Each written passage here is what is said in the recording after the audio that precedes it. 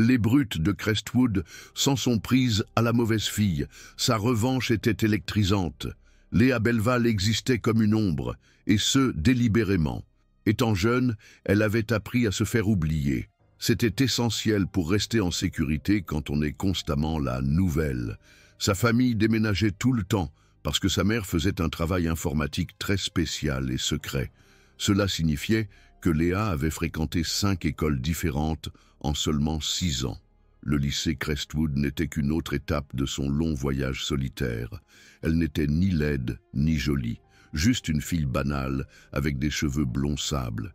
Elle était de taille normale, mais on aurait dit qu'un fort coup de vent pouvait facilement l'emporter. Ses vêtements étaient toujours ennuyeux, des vestes bleues délavées, de vieux jeans et des chaussures simples. Elle ne parlait que si quelqu'un lui adressait la parole en premier. Elle regardait ses livres ou le sol sale et se déplaçait silencieusement dans les couloirs bondés comme une brise. Ce néant soigneusement fabriqué était comme son bouclier. Mais à Crestwood, il commençait à se briser. Ce n'était pas une seule chose qui causait des problèmes, mais 3 personnes, toutes méchantes et voulant faire du mal: Véronique Lemaire, Tiffany Boulanger et Kevin Moreau. Véronique était la fille la plus populaire de Crestwood et avait toujours l'air parfaite. Ses cheveux noirs étaient toujours coiffés à la perfection. Son maquillage était impeccable et ses vêtements semblaient sortir tout droit d'un magazine. Mais à l'intérieur, elle manquait d'assurance, alors elle rabaissait les autres pour se sentir mieux. Tiffany était l'assistante de Véronique, approuvant tout ce que Véronique disait et rendant ses insultes encore pires. Et puis il y avait Kevin. C'était un athlète grand et souriant qui suivait Véronique partout, utilisant sa taille pour effrayer tous ceux qu'elle prenait à partie. Ils ont choisi Léa comme cible. Ils ne voyaient pas sa timidité comme un moyen de se protéger, mais comme une invitation à l'ennuyer. Ils pensaient que son isolement était une faiblesse dont il fallait se moquer. Les moqueries ont commencé petits, comme toujours. Un rire étouffé quand elle passait, un murmure fort de « Regardez la bizarre », une bousculade dans le couloir qui lui faisait tomber ses livres. Léa, comme elle l'avait appris, ne faisait rien. Elle ramassait ses affaires, son visage ne montrant aucune émotion, et s'éloignait. Elle pouvait sentir les gens la regarder, la plaindre, mais aussi se réjouir que ce ne soit pas eux. Les professeurs étaient occupés et n'étaient pas bien payés, alors ils ne voyaient qu'une élève qui avait du mal à s'intégrer. Ils disaient quelque chose de gentil s'ils le remarquaient, mais n'aidaient jamais. Léa ne faisait rien, non pas parce qu'elle avait peur, mais parce qu'elle était disciplinée. Sa mère, qui parlait toujours calmement même lorsqu'elle parlait de résoudre de très gros problèmes informatiques, lui avait appris une chose importante: garder le contrôle. « Les sentiments sont comme une tempête, Léa, » disait-elle, dessinant des images sur un tableau blanc dans leur petit appartement. « Ils sont sauvages, on ne peut pas savoir ce qu'ils vont faire, et ils cassent des choses. Mais le contrôle est comme un rayon laser. C'est précis, on le planifie. Si on utilise la bonne quantité de puissance, au bon endroit, au bon moment, on peut abattre un bâtiment sans gaspiller d'énergie. » Elle ne parlait pas seulement d'ordinateur. Elle lui apprenait comment vivre sa vie. Alors, Léa écoutait les insultes, les bousculades et l'isolement. Elle notait chaque méchanceté, chaque poussée, non pas comme quelque chose qui la blessait, mais comme une information. Elle apprenait à les connaître, étudiait leur comportement et leurs faiblesses. Il pensait ce qui la blessait, mais il ne faisait que lui montrer comment ils étaient construits. La cantine était l'endroit où ils aimaient le plus la harceler.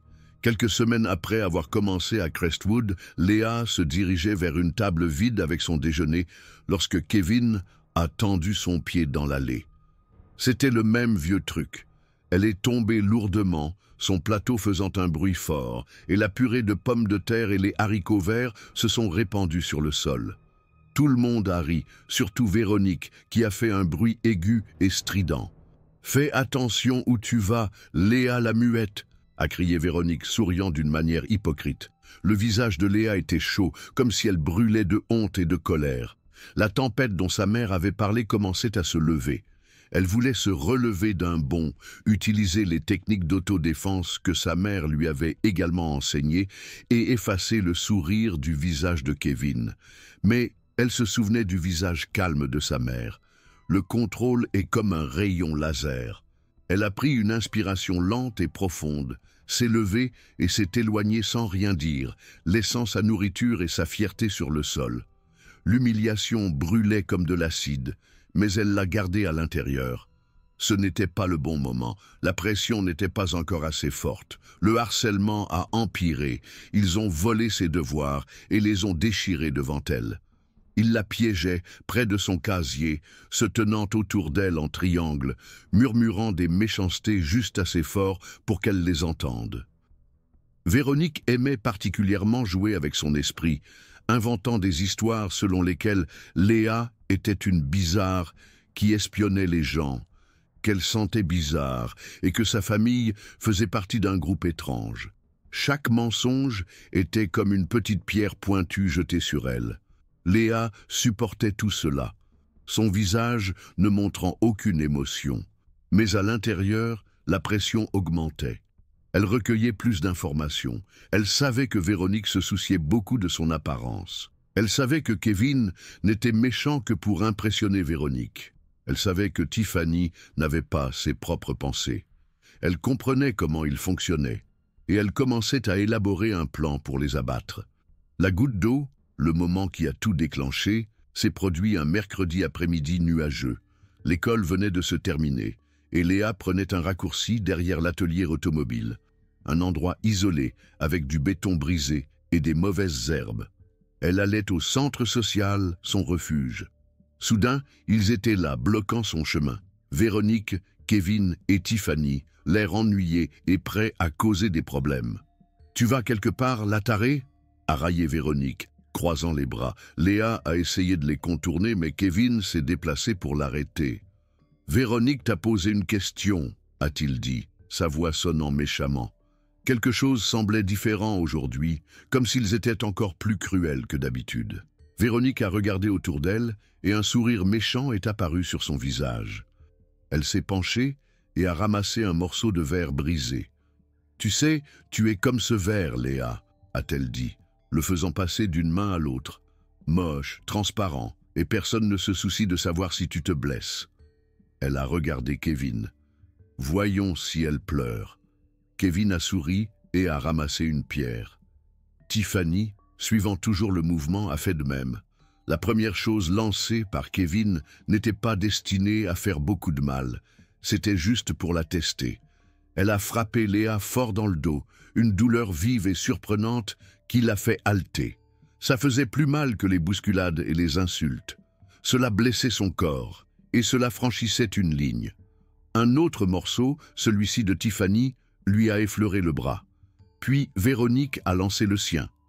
Il était plus petit, mais elle l'a lancé fort.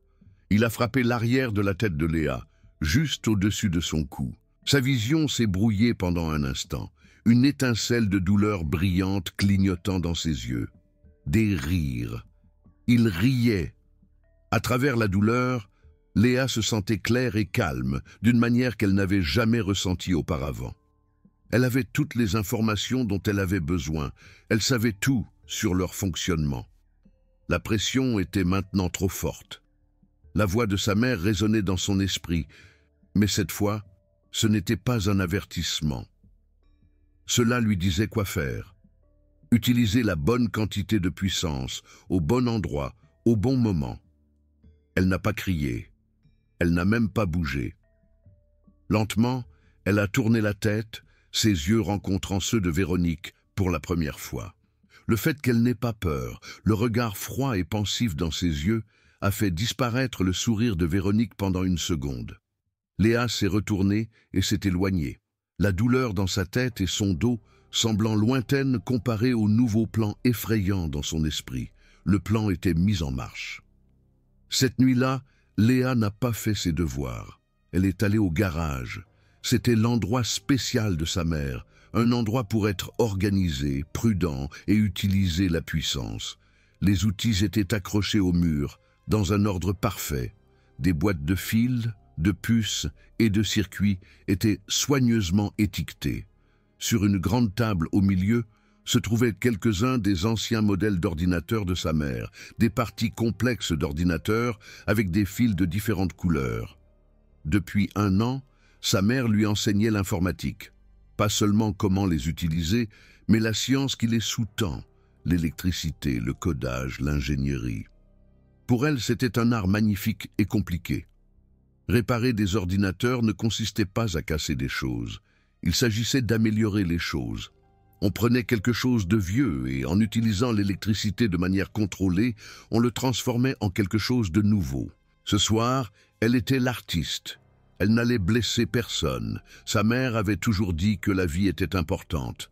Le plan n'était jamais de causer du tort, juste d'empêcher quelque chose de fonctionner. Dans ce cas, ce quelque chose était la popularité de Véronique, son arrogance, son pouvoir.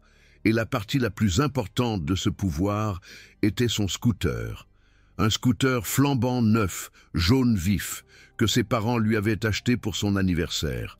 C'était son trône, montrant à tout le monde à quel point elle était importante, et elle le garait toujours à l'endroit le plus visible du parking des élèves. Léa a commencé à rassembler ses affaires. Elle ne construisait pas une bombe, pas au sens habituel du terme. Elle construisait ce que sa mère appelait un dispositif de perturbation, quelque chose qui ne blesserait personne et ne déclencherait pas d'incendie, mais qui causerait beaucoup de problèmes. La partie principale était une petite batterie haute puissance provenant d'un vieil ordinateur portable. La chose qui allait causer des problèmes était un mélange spécial de sa propre conception. Une combinaison de choses qui, une fois assemblées et pulvérisées, produirait le gâchis le plus horrible, le plus durable et le plus difficile à enlever que l'on puisse imaginer. C'était un mélange précis d'huile, de paillettes, beaucoup de paillettes, et d'une colle super forte qu'elle avait commandée en ligne en disant que c'était pour un projet artistique. La couleur était un or brillant, terrible et éclatant. Le dispositif était conçu pour se fixer sous le scooter grâce à de puissants aimants, et il serait déclenché par une simple télécommande bon marché provenant d'une voiture jouet. C'était intelligent, précis, et cela causerait beaucoup de dégâts. Alors qu'elle connectait le dernier fil, elle se sentait étrangement calme. Il ne s'agissait pas de se venger, il s'agissait de résoudre un problème. Les jours suivants à l'école ont été tendus. Les brutes, se sentant plus courageuses parce qu'elles n'avaient rien fait quand ils lui avaient jeté des choses, agissaient avec encore plus d'assurance. Il semblait sentir que quelque chose était différent chez elle, mais il ne comprenait pas ce que c'était. Elle était plus silencieuse, mais ce n'était pas parce qu'elle cédait, c'était parce qu'elle se concentrait avant de faire quelque chose de grand. Elle se tenait plus droite et elle les regardait droit dans les yeux. Elle ne détournait plus le regard, elle les traversait simplement du regard. Une personne a remarqué le changement. Jake, un garçon discret de son cours de maths qui s'asseyait dans le coin et dessinait dans un cahier, l'a vu. Il a vu quelque chose de nouveau dans ses yeux, pas de la peur mais de la concentration. Il l'a vu regarder Véronique et ses amis avec un regard étrange, presque scientifique. Il ne savait pas ce qui allait se passer, mais il savait que les choses avaient changé de manière importante. Le moment est venu le vendredi. C'était le jour de la grande kermesse de l'école avant les vacances d'hiver. Tout le monde serait dehors sur le terrain de football. C'était le moment idéal. Pendant le déjeuner, Léa a entendu Véronique se vanter auprès de Tiffany. On devrait faire quelque chose de vraiment méchant à Léa la muette à la kermesse. Quelque chose que tout le monde verra. Il prévoyait de la pousser accidentellement dans la cage à plongeon. Il n'était pas très créatif. C'était l'occasion idéale. Quand la dernière cloche a sonné, les élèves se sont tous précipités sur le terrain. L'air était plein d'excitation. Le groupe jouait, les gens riaient et les élèves se promenaient, heureux que le week-end commence. Léa, portant son sac à dos, s'est dirigée calmement vers le parking des élèves. Il était plus vide maintenant parce que la plupart des gens étaient déjà à la kermesse. Elle a vu le scooter de Véronique, brillant sous le soleil de l'après-midi comme une pièce d'exposition. Son cœur battait vite dans sa poitrine. C'était le moment. La dernière vérification avant d'appuyer sur le bouton. Elle a regardé autour d'elle.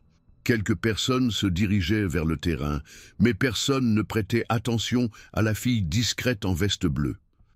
Rapidement, elle s'est agenouillée près du scooter, faisant semblant de lasser sa chaussure. Sa main est passée sous le scooter, et le puissant aimant du dispositif s'est enclenché sur le cadre. Elle s'est levée et s'est éloignée, disparaissant dans la foule, se dirigeant vers le terrain. Le dispositif était en place. Le piège était prêt. Elle a trouvé un endroit près de l'entrée de la kermesse, assez loin pour être en sécurité, et a attendu. Véronique, Kevin et Tiffany ont fait un grand spectacle en se dirigeant vers le centre de la foule. Ils ont vu Léa et se sont souris. Le spectacle allait commencer. Alors qu'ils se rapprochaient, se préparant à faire leur accident planifié, la main de Léa s'est glissée dans sa poche, son pouce touchant le petit bouton de la télécommande. Véronique a fait un pas vers elle, sur le point de dire quelque chose de méchant, mais elle n'en a jamais eu l'occasion. Léa a appuyé sur le bouton. Il n'y a pas eu de feu ou de bruit fort. Il y a juste eu un soudain bruit de whoosh-sputter qui venait du parking.